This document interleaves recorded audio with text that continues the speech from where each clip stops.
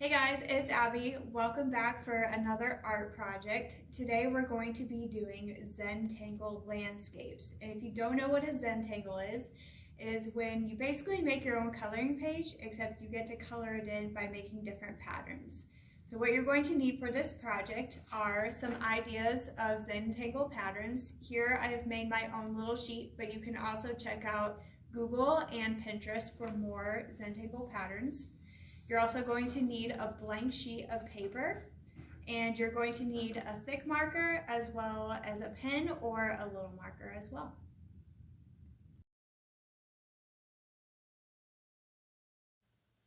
Okay, so to make this Zentangle landscape, we're first going to make some hills going up to about halfway up the page.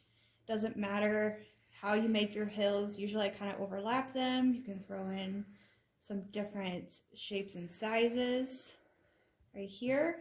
So then when you get to about halfway up the page, now we're going to start making our mountains. So you make sure there's a peak up here and then comes down to the side.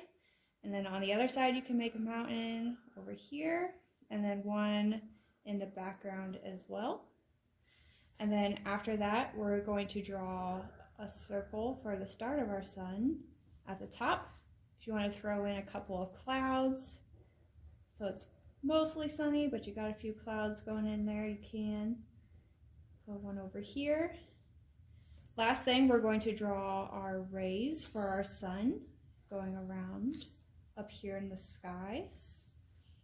And we're using a thick marker so that we can see the outline of our spaces. So just like in a coloring book, you have your outlines of your shapes that you're going to be using. And then if you see our finished product, this is the template that we're going to be working with for today.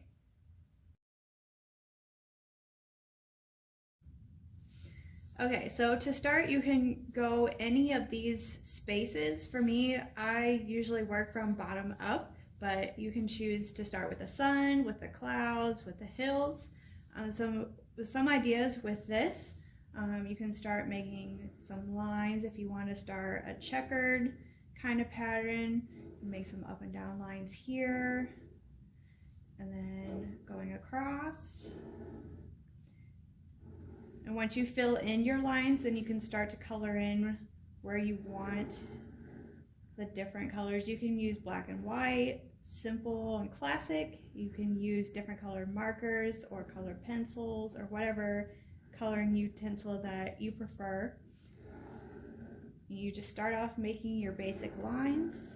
So you can see I'm using a pen for this part, that way the lines are easier to draw within and kind of make some more intricate designs if you want to within those different shapes.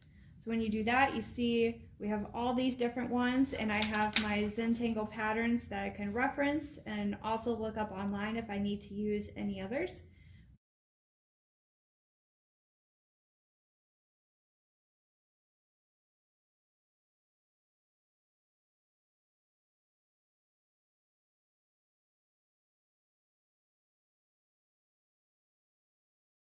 Okay, well, this is my Zentangle picture so far. It's not finished, but I'm going to talk you through some of the things that I did. Up here I did very small scales because I like to do scales, but you can do whatever pattern you want or comes to mind. These ones I saw on Abby's thing, so I'm like, hey, why not? Just coming up with ideas.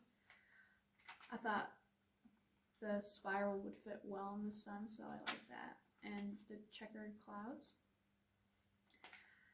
These ones here, and as well as this one, I was thinking more of 80s, so I went with some of those patterns. Then I did grass down here, which is also small and somewhat easy for me to do, and stars, because I like stars. Thank you guys for joining us today for our Zentangle art project. And if you did make a Zentangle, please post it in the comments what you did. If you did a landscape or if you tried something different, we want to see. And just to show a finished product, I worked on this at home and it did take me a couple of hours. So if you want to give it a try with our landscape, you can do different intricate patterns. You can do other patterns that you make up yourself. This is really up to you. It's a creative idea. So we want to see what you did at home along with us. So check us back next week for more fun art videos.